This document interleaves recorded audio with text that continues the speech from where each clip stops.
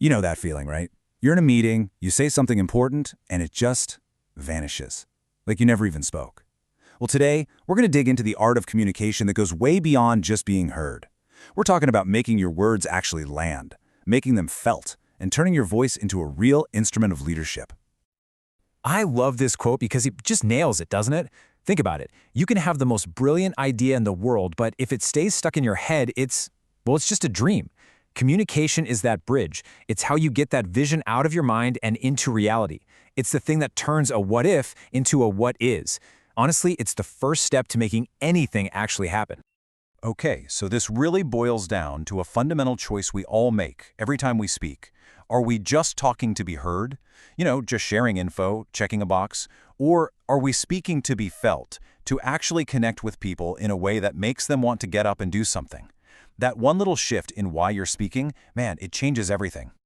All right, so here's our game plan. We'll kick things off with what speaking to be felt actually means. Then we'll dive into a really cool framework: heart, head, and hands. After that, we'll talk stories over status reports. Then I'm going to hit you with a 90-second challenge to put it all into practice. And we'll finish up by thinking about your voice as your leadership instrument.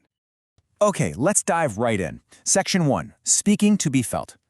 What is the real difference between informing someone and truly influencing them? It sounds similar, but trust me, the gap between those two things is huge.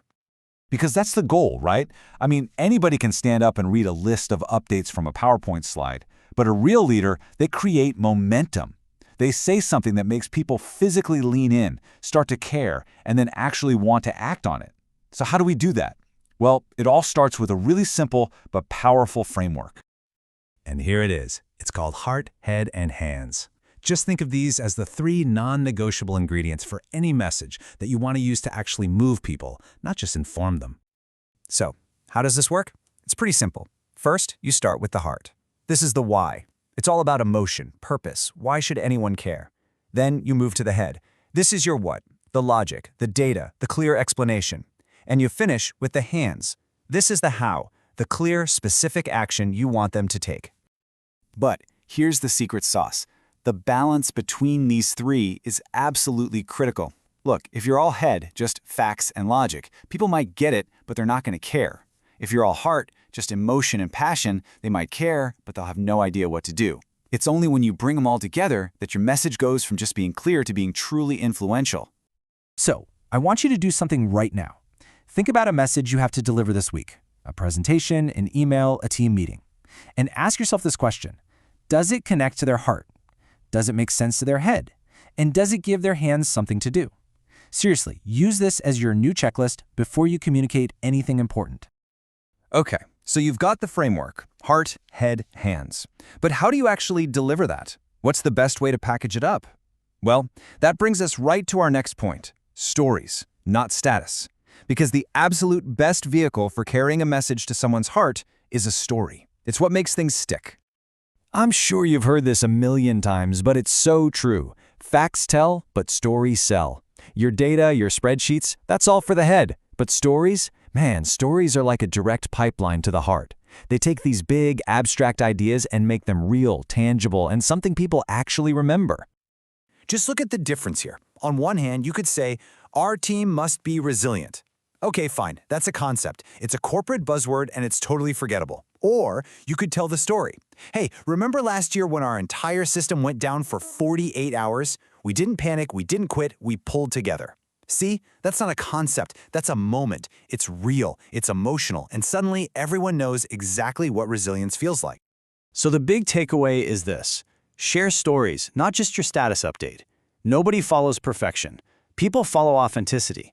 They connect with real people. And your stories, especially the ones about your struggles, not just your wins, are what make you authentic and relatable. All right, enough theory. Theory is great, but practice is where it counts. So let's get practical. It's time for the 90-second challenge. This is where you get to take this whole heart, head, and hands thing for a spin, right now. Here's the deal. I want you to pick one important idea you need to get across this week. Could be a new goal, kicking off a project, doesn't matter. And we're going to build a tight, powerful 90-second talk around it. And here's the recipe. It's super simple. You get 30 seconds for the heart. Tell them why it matters. Then 30 seconds for the head. Explain what's at stake. the logic behind it. And you finish with 30 seconds for the hands. Give them one simple, clear action to take. That's it. Now, once you have your bullet points, I want you to try something. Pull out your phone and just record yourself saying it. Then watch it back. And don't judge yourself. Just notice. For a second, ignore the words. What's the energy you're putting out? Do you sound inspired?